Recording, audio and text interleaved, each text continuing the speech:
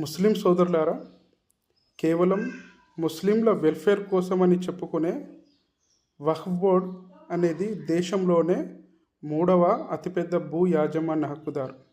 సుమారు 10 లక్షల ఎకరాల భూమి కలిగి ఉన్నది. కానీ అదే సమయంలో కొన్ని కోట్లాది మంది ముస్లింలు ఇప్పటి వరకు సొంత ఇంటి స్థలాన్ని, వ్యవసాయ పొలాన్ని కలిగి లేరు. మరి అట్లాంటప్పుడు ఎన్ని రోజుల కాలంలో కేవలం ముస్లింల వెల్ఫేర్ కోసమని చెప్పుకునేటువంటి వక్ఫ్ బోర్డు భూముల్లో మరి ఎందుకు నిరుపేద ముస్లింలకు ఇళ్ల స్థలాలు కేటాయించలేరు? ఎందుకు వ్యవసాయానికి కొంత భూములు ఇచ్చి వారి వ్యవసాయం చేసుకోవడానికి భూములు కేటాయించలేరు?